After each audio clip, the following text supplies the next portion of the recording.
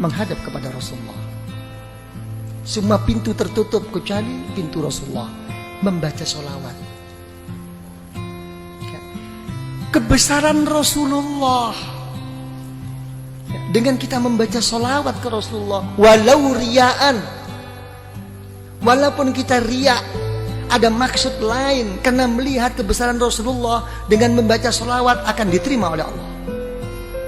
Sampai Al-Imam Ar-Ramli dan Imam Ibnu Hajar dipertanyakan oleh seorang murid, bagaimana buat saya wahai guru, dengan begitu banyak dosa yang saya kerjakan, banyak kesalahan-kesalahan, yang baik buat saya itu apa? Membaca istighfar apa sholawat? Dijawab, yang lebih baik baca sholawat. Sedangkan secara logika, kamu tuh banyak dosa, ingin diampuni dosanya, mestinya membaca istighfar. Ini tidak. Istighfar kamu tuh yahtaju ila asfi istighfarin. Istighfar kamu itu masih memerlukan 1000 kali istighfar. Belum tentu kamu istighfar kepada Allah. Makanya setengah ba'dul aulia, setengah wali tidak berani membaca astaghfirullahaladzim alladzi la ilaha illahu. Enggak berani. Saya mohon ampun. Betulkah kamu mohon ampun? Jangan-jangan habis ini kamu nanti suka lagi melecehkan Allah, kamu istihza. Enggak berani. Yang ada itu tidak mohon ampun, tapi Rabbighfirli, ampuni saya ya Allah, ampuni. Saya enggak mohon, kayak saya ini orang pandai-pandai aja mengaku mohon ampun. Memang betulkah kamu? Sampai begitu akhlaknya. Ini ta'dil aulia. Tapi tetap kelas tinggi lagi wali, dibimbingnya oleh ulama thariqah. Tetap kamu harus mohon ampun kepada Allah, astaghfirullahalazim. Tapi bagaimana guru? Tapi kamu sandarnya bukan di situ. Bukan bersandar kamu mau pandai-pandai diri sungguh-sungguh mohon ampun kepada Allah. Kenyataannya kamu tidak kok. Tapi kalau kamu baca astaghfirullahalazim, kamu larikan kepada Rasulullah SAW. Kenapa? Karena Rasulullah membimbing saya menggunakan kalimat ini. Minta dukungan Rasulullah. Ini ikut. Okay, you understand? Ya, ikut. Karena itu dijawab oleh para ulama, baca sholawat. Kenapa? Karena kamu kalau sholawat sudah berKKN dengan Rasulullah Sallallahu Alaihi Wasallam, ya kan? Sejelek-jelek saya wahai Rasulullah, engkau tidak akan bisa mengingkari bahwa saya walaupun bagaimana termasuk umatmu wahai Rasulullah. Enak kan? Sholawat. Sampai ulama mengatakan, sealim bagaimanapun, engkau bisa membaca kitab bagaimanapun, dan engkau kerjakan di kitab itu doa-doa, diberi pahala oleh Allah, tapi tidak akan mendapatkan rahasia dan nur daripada Allah kecuali sholawat. Jadi orang thariqah itu mencari rahasia dan nur yang terselip di dalamnya. Jadi sholawat itu ngikut. Begitu sudah mengikut sholawat, dibanguni semua guru-guru, digiringnya, diarahkan untuk bersama-sama menuntun kita ke Rasulullah dengan membaca sholawat. Kita ikut Rasulullah. Alam nashrah laka sadrak. Coba, wahai Muhammad, apakah belum melapangkan hatimu? Sudah wahai Allah. Coba, kita juga begitu akan menjawab, alam nashrah laka sadrak. Nanti waktu khususi, iya ya Allah, seperti engkau melapangkan Nabi Muhammad, lapangkanlah hati saya ya Allah. Gitu, manja. Orang thariqat itu manja, tapi sesudah istiqomah, nggak istiqomah kok manja. Gitu. Alam nashrah laka sadrak wa wada'na. Apakah saya tidak telah meletakkan mengampuni dosamu wahai Rasulullah? Iya ya Allah, saya juga deh ya Allah, saya juga. Gitu orang thariqat, saya juga deh, ikutin deh, udah ngumpul nih. Begitu. Allazi angqadha, telah sudah nggak mampu, sudah patah semua ini kemampuan kita. Ya, alam nashrah laka sadrak wa wada'na anka wizrak alladhi anqadha dhahrak wa rafa'na. Wahai Muhammad, apakah saya tidak telah mengangkat sebutan-sebutanmu? Kalau ada la ilaha illallah, mesti ada Muhammadur Rasulullah, ya kan? Kalau sampai Nabiullah Adam, ya kan, bisa berwasilah kepadamu dengan melihat setiap apapun yang di aras, yang di surga, nampak nama Allah, mesti ada nama Nabi Muhammad. Saya lebih khusus, wahai Rasulullah, angkatlah saya. Tapi namanya hidup, walaupun bagaimana akan menghadapi suatu kegoncangan dalam kehidupan. Betul apa tidak? Diulang 2 kali di ayat ini, innama ala usri yusra, innama ala usri, sampai 2 kali. Sesungguhnya, percayalah yang mantap sama Allah. Sudahlah, sesudahnya ada sesuatu kesusahan, kerepotan, mesti ada jalan keluar. Sampai 2 kali. Ini menunjukkan bahwa kita ini mudah goyah. Gimana? Telah berhasil apa tidak perjuangannya ini? Ya, kok kalau dilihat-lihat kok innama al usri yusra, innama al usri yusra. Saya kok nggak pernah yusra, kok usri terus ini, ya apa ini? Karena saya jadi usri jadi usrak terus. Ngusrak terus saya ini. Ayo ngomong. Ya, gimana kok sampai tidak berhasil semua ini? Ya, zaman dulu semuanya serba mudah, kita susah. Sekarang kok kenyataannya seperti ini Indonesia. Ini makin susah apa makin gimana ini kesempatan? Saya nggak ngomong soal susah, makin ada kesempatan nggak kita ini mau masuk ini? Nah, urusan apapun, bisnis apapun. Coba ngomong. Nggak bisa menjawab. Ya, sekarang kita ini kayak main apa? Nopo? Kartu nopo, cara bahasa Inggris apa? Gambling. Iya. Ya, kita kayak main sekarang, kita menghadapi kayak orang main apa? Spekulasi terus. Betul-betul kembali kepada takdir Allah sekarang kita, nasib-nasiban. Iya. Jadi menteri sedikit sudah seneng, jatuh lagi. Kan bingung kita ini. Ayo ngomong kalau udah begini. Nih Pak Sofyan jadi menteri tapi besok turun, bingung. Wis karuan becak bae. Iya, bisa dikasih tahu. Iya. Ini gambling ya kita ini ya, main terus ini kita. Nah, coba ya apa kalau udah begini? Hah? Tidak pasti. Keadaan kita ini masih begini terus Pak Arifin ya. Nah, tidak mau kemana arah kita ini? Ya kan ya? Coba mau kemana nih?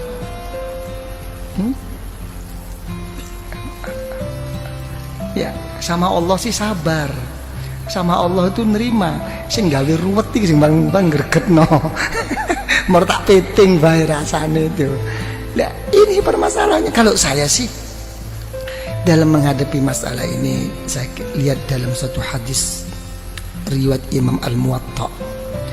Ya, dalam kitab Muwatta Al-Imam Malik radhiyallahu anhu itu mengatakan ada satu hadis, kalau Allah Ta'ala itu menyintai seseorang, akan diberi ujian oleh Allah.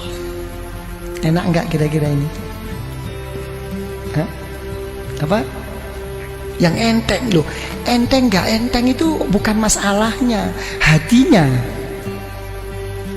Sesuatu yang enggak bisa dibuat enteng itu kalau sudah menyangkut amanat, tanggung jawab kepada umat. Selain itu terserah hati, dibuat enteng apa dibuat abot, ayo ngomong. Nah, ya, diberi ujian oleh Allah tentang dirinya, tentang keluarganya, tentang bisnisnya, sampai mau meninggal pun keluarnya nafas itu susah. Tapi tetap ingat Allah. Begitu di akhirat, masuk liang kubur, dijemput oleh orang-orang yang soleh. dibawanya menghadap kepada Allah, bertanya, wahai Allah, saya tidak punya ilmu, ibadah saya kurang, saya juga sering mengerjakan dosa, kok tiba-tiba saya sampai di sini nih, gimana? Gak ada nerakanya kamu, kemarin udah kamu ambil semua. Oh gitu dong, oke deh. Ya gitu. Tapi sebaliknya, kalau orang itu tidak disukai oleh Allah, diberi satu kelapangan, makin dia berbuat baik, makin diberi kontan oleh Allah di dunia ini. Semuanya cukup, keluarganya oke, kesehatannya oke, sampai mau meninggal pun lapang, lancar. Tertipu semua orang sekelilingnya, seakan-akan ka'annahu, itulah orang yang baik. Tapi begitu sudah sampai di sisi Allah, masuk neraka kamu. Oh, saya punya sesuatu, saya dulu habis, surga kamu udah kamu ambil kemarin. Jadi kita jangan tertipu, ya, dengan kadang-kadang gimana nih Yai, zikir pun sampai mau patah leher nih, kok enggak lancar-lancar. Ya kan, kok begini-begini, kenapa? Itu sih orang nggak pernah sembahyang, oke-oke aja nih, hotelnya makin tinggi, ini ikut Yai kok tambah begini nih, gimana nih? Wah, gua mau cari guru lain deh. Wah, iki mulai main dukun. Ini banyak yang begitu itu. Betul apa tidak? Inilah. Ya, jangan dilihat zahir, jangan. Gitu kan, itu ini yang ini jadi ini. Itu sudah ada, Rasulullah SAW itu sudah mengatakan ad-dunya jannatul kafir. Ya, memang dunia itu surganya orang yang nggak beriman, tapi nerakanya orang ahli neraka, orang ahli iman. Satu tempo itu cucu daripada cucu Rasulullah SAW begitu hebatnya, gagahnya, naik kuda. Kalau sekarang mungkin naik Mercy begitu.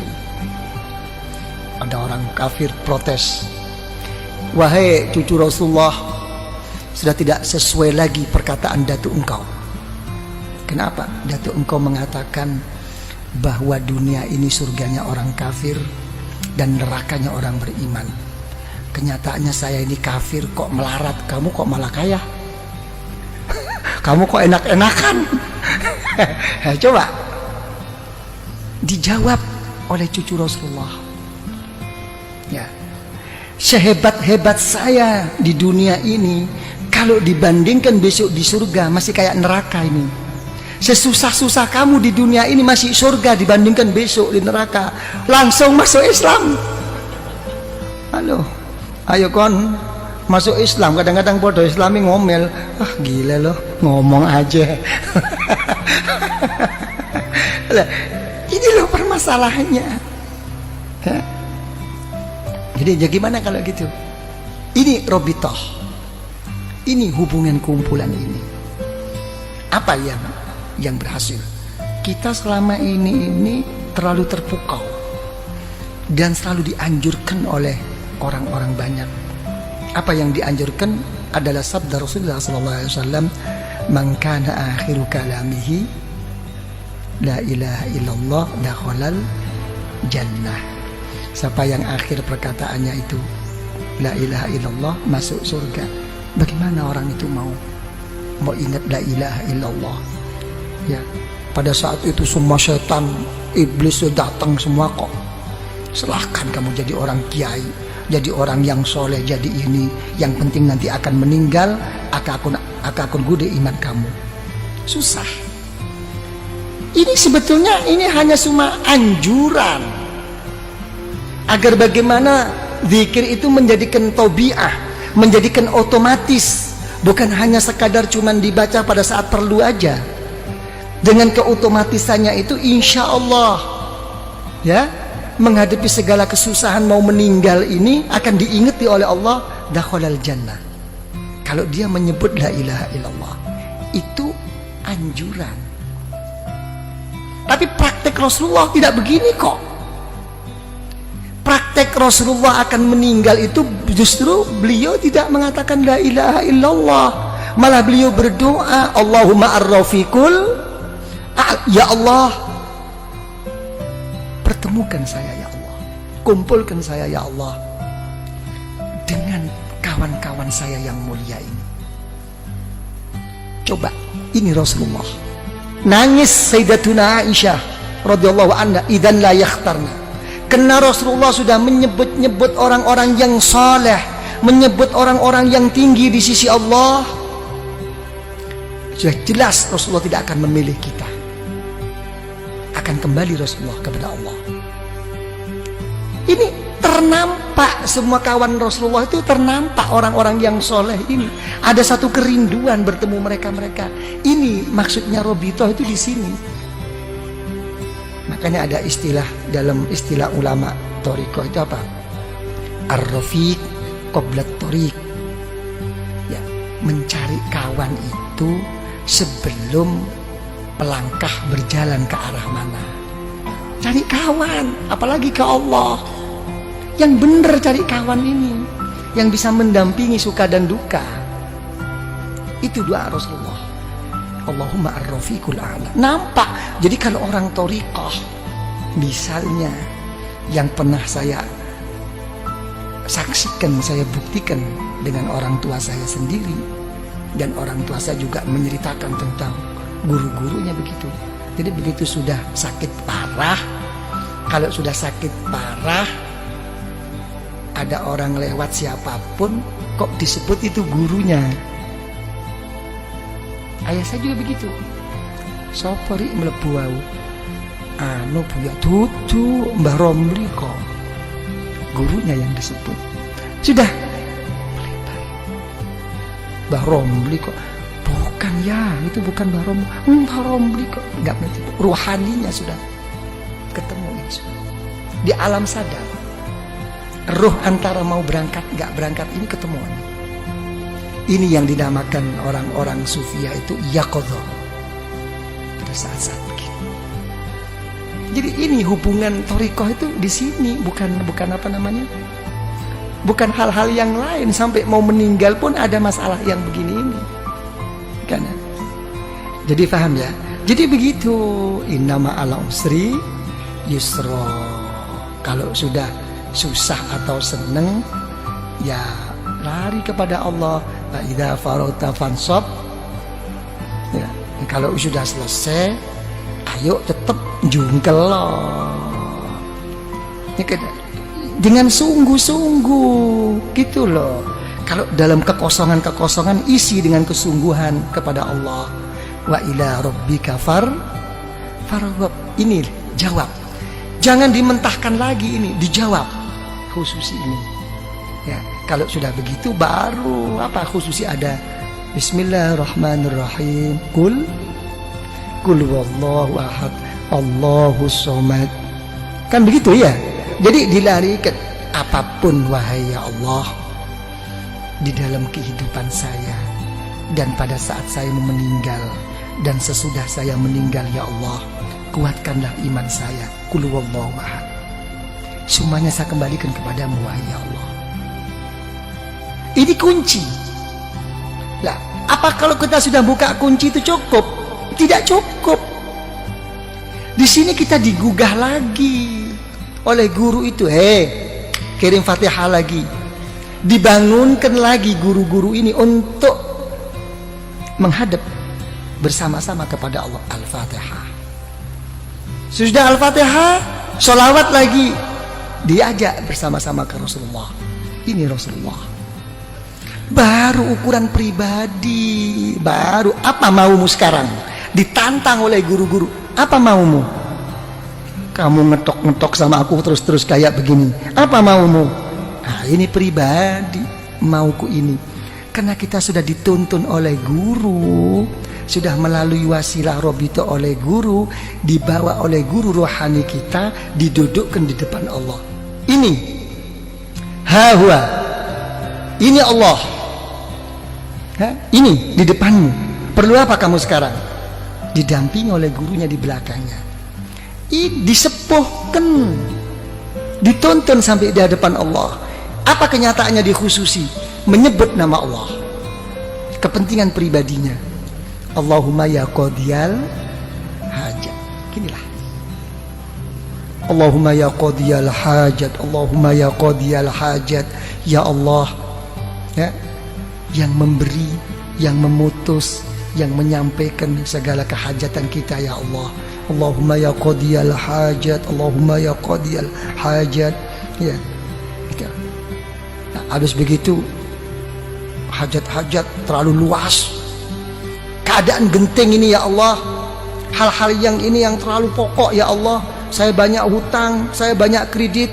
Ya sudahlah kalau gitu. Allahumma ya kafiyal muhimmat. Kurang apa? Cuma jawabannya satu, kurang sungguh-sungguh. Komplit kok di khusus itu. Nah kalau sudah kamu semua ya qadiyal hajat, apa kepentinganmu sudah cukup? Tidak, kamu sebagai orang beriman. Terus gimana ya Allah? Dipanggil lagi Allah. Allahumma ya rafi'at, tinggikan darjah saya ya Allah, tinggikan, jangan kau biarkan seperti ini, ya kan? Di samping engkau terima ya Allah, tuakanlah saya di lingkungan saya ini ya Allah. Gitu. Allahumma ya rafi'at darajat, Allahumma ya rafi'at darajat. Ya, habis gitu cukup? Tidak cukup. Kalau sudah rafi'at darajat, kamu sudah tinggi di sisi Allah, sudah betul-betul telah tercapai kedudukanmu di sisi Allah, apalagi di dunia ini, tidak cukup. Tetap inna ma'al usri yusra, tetap ada satu rintangan. Apa terusnya doa?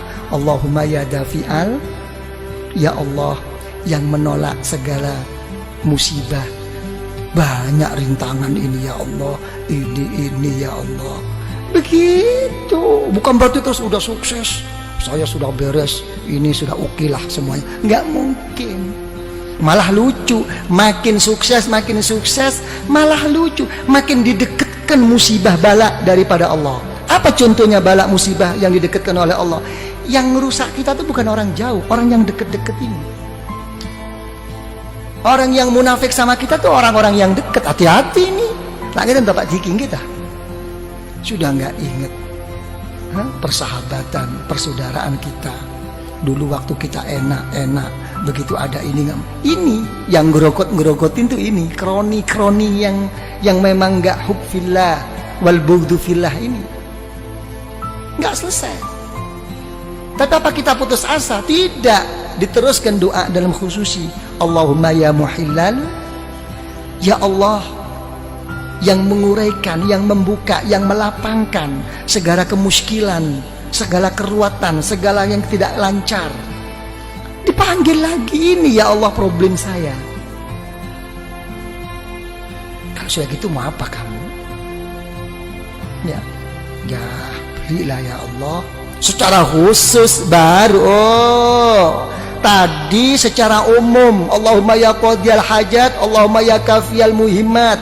Sekarang kamu sudah menghadapi satu rintangan, memanggil-manggil saya, kata Allah dengan titel saya, ya dafi al-baliyat, ya muhilal muskilat. Secara khusus, Allahumma ya mujibat. Itulah ya Allah, inilah ya Allah yang membuat saya ini ya Allah. Masalah ini diarahkan lagi. Sudah cukup? Nggak cukup. Artinya nggak cukup itu uang namanya kita ini manusia. Makanya orang thariqah itu tidak pernah meminta sesuatu yang kelas tinggi dan tidak pernah menolak sesuatu dari Allah. Yang ditekankan di dalam hatinya itu hanya satu, bal nas'alul afiyah, saya minta perlindungan. Bukan berarti hal begini ini tidak minta, mendahulukan perlindungan. Saya minta ini, saya mau ini, pokok disertai perlindunganmu ya Allah.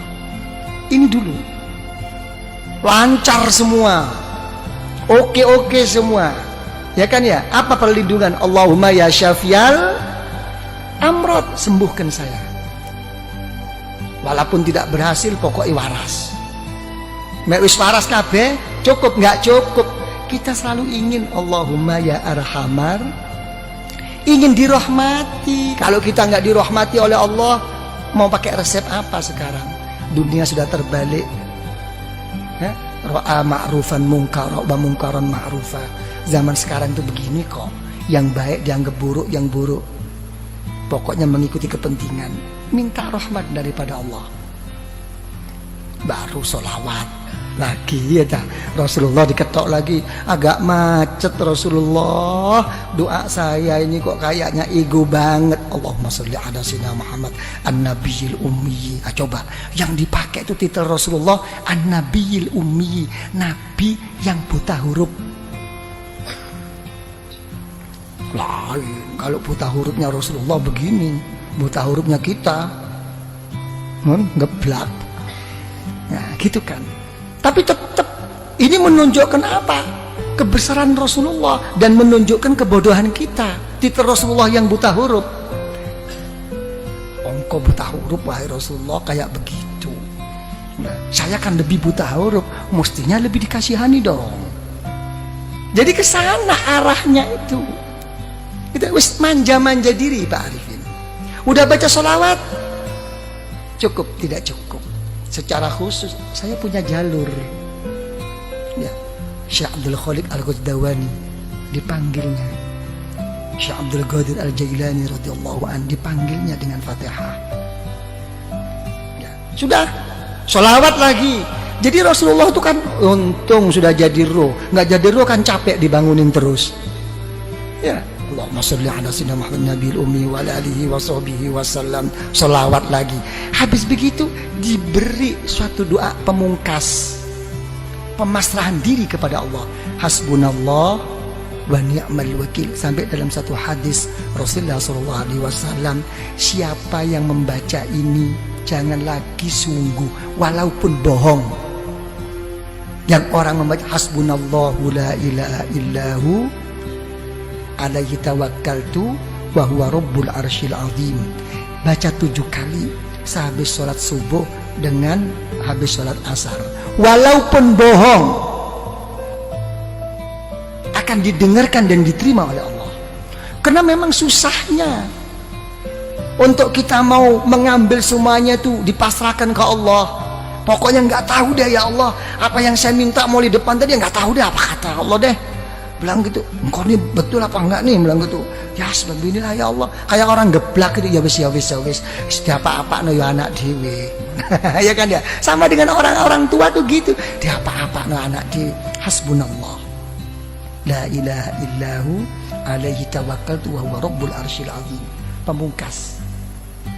Berangkat lagi, Allahumma sholli ala, sholawat lagi, dibanguni lagi Rasulullah, Fatihah lagi kepada Kanjeng Syekh, kepada Al-Imam Ar-Rabbani, sholawat lagi, penutup. Apa yang terjadi? Wis notok kula ya Allah. Apa sing kon ngakoni notok? Ana Pak Arifin. Apa? Sudah sampai di puncaknya? Iya. Apa puncakmu? La haula wa la quwwata illa billahil aliyil azim. Yes? Memang betul-betul kamu udah nggak punya daya kekuatan? Iya. Terus mau apa sekarang? Sama menghadap kepada Allah. Dipanggilnya Rasulullah, sholawat lagi. Habis gitu sholawat. Ayo secara khusus, kalau kamu sudah bersih dengan dari pengakuan-pengakuanmu, baru diem, tawajuh, nunduk. Itu khusus. Nunduk secara pribadi. Nggih ya Allah, ini ya Allah, ini. Ditutup dengan pembuka agar semuanya jadi terbuka langsung kepada Allah dengan Al-Fatihah. Sholawat lagi. Habis sholawat lagi, udah habis. Oh, udah sampai di situ tahapanmu di dalam menghadap kepada Allah. Oke, mari kamu manja.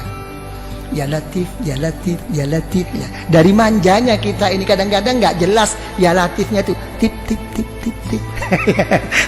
ya tip tip tip tip ya Latif, ya Latif, ya Latif, ya Latif, ya Latif ya. Ya Latif, ya Latif, ya Latif, ya Latif. Manja.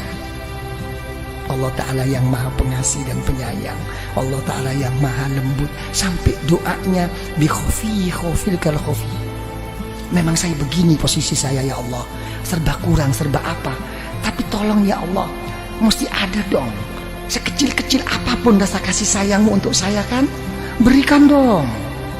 Kurang ngopo? Lah, ini khususi. Habis gitu Fatihah lagi, ya kan? Sholawat lagi. Habis sholawat baru menghadap secara khusus, jangan panjang-panjang, menghadirkan keagungan Allah dengan melalui apa kekurangan dirinya. Diam. Saya tidak bisa apa-apa ya Allah. Saya tidak bisa matur. Ilmumu ya Allah lebih daripada pematurku, daripada ungkapanku, daripada pengakuanku. Ilmumu telah mengetahui keadaan saya sekarang ya Allah. Dekatkan. Melalui apa? Dengan rahmat, kebesaran Allah di dalam rahmatnya dan pengampunannya. Selesai. Jangan ingat dosa waktu itu, udah berangkat aja. Oke? Nah, itu baru Fatihah selesai. Terus coba gimana? Ada yang perlu diperkembangkan? Kenapa? Jeding. Oh. Coba apa ya? Ya, jangan lupa nanti baca apa? Hasbunallah la ilaha illahu alaihi tawakkaltu wa huwa rabbul arsyil azim. Itu pokok itu. Coba apa yang perlu dianukan? Kanca Madura. Nen? Kanca Madura kamu saja. Nen? Nggak dikasih tahu kemarin ya. Kok nggak ada muncul anak-anak? Di mana kana? Nen? Nen? Pak Diki tuturi Handayani. Kenapa nih? Apa? Pak Diki hilang semua. Hilang ya. Nanti kalau saya pulang aja diinget-inget. Datang sendiri. Ya, kenapa? Ya, enak. Tapi juga harus ke situ gitu. Ya, rasanya belum ke situ, coba tetap harus ke situ gitu. Ya, jangan nunggu Pak Arifin, jangan nunggu harus begini. Kalau kata orang sufi itu siru ilallah urjan wa makasira wala tantazir sihah wal farah fa inna intidharahuma bitalah. Kalau kepada Allah itu pincang-pincang, pecah-pecah, kurang-kurang, berangkat saja. Berangkat. Jangan nunggu sehat, jangan nunggu sempat. Masih repot yai, ini nggih pun kula trimo repote, muga-muga tambah repot ben gak teko. Gak bisa. Jadi nikmat kesempatan itu nikmat besar. Jangan menunggu. Kalau orang itu menunggu sehat ya dan menunggu kesempatan dalam berangkat kepada Allah, tidak akan mendapatkan. Nanti akan datang lagi, akan begitu lagi. Nggak tahu. Kayaknya semua kesusahan itu diajak komunikasi mau berangkat itu. Sampai pinggangnya pun ditanyakan, gimana Gang, mau berangkat nggak? Kayaknya kok agak kaku ini. Nggak jadi kok. Jangan urusan besi tuanya. Urusan pinggangnya juga begitu. Kan cuma turun kamah, ayo ngocak. Derem aku ngocak. Nah, ini hal-hal begini ini kayak kawan-kawan Madura ini hati-hati. Kenapa saya katakan hati-hati? Begini ya, ini ngomong tentang niat. Semua itu kata Rasulullah SAW, ila ma hajaru ilaih. Semua itu akan kembali kepada hijrahnya. Kalau orang itu hijrahnya itu walaupun ke Mekah dan berdampingan dengan Baitullah, ya. Kalau memang kesananya itu memang lebih menonjol dan kuat untuk cari kerja, kurang kesungguhannya. Itu. Jadi orang-orang Madura, yang datang ke sini itu untuk bekerja itu butuh niat super ekstra, gitu kan? Karena berangkatnya itu sudah ke sana arahnya itu. Berangkat dari Madura, tangki kak kantone kalako. Tapi mau sampai ini merupakan satu halangan, nggak jadi memang. Mendingan orang penduduk sini. Kalau penduduk sini kena males. Ya. Tapi kalau orang yang memang niatnya itu begitu, bukan males, karena sudah terdinding mencari alasan, dan itu untuk dipertahankan agar diterima, mencari pembenaran. Maka dengan pikir selok datang tangki. Biasanya orang-orang yang diajak kepada Allah tidak mau datang dengan alasan macam-macam. Tolong dibuktikan, betulkah dia itu sibuk? Kalau dia itu betul-betul udzur sibuk pada saat acara yang akan datang, pasti akan datang, diberi pertolongan oleh Allah. Tapi kalau dia nggak betul-betul sibuk, kena males, lihat paling nggak keng toju aroko. Dan berikutnya akan begitu terus. Dan untuk memberangkatkan itu susah. Dia hanya mempunyai i'tikad. Untuk menjadi orang yang berangkat itu susah. Dan itu hafal, begitu itu udah pembawaan. Saya nggak akan jam betul lagi.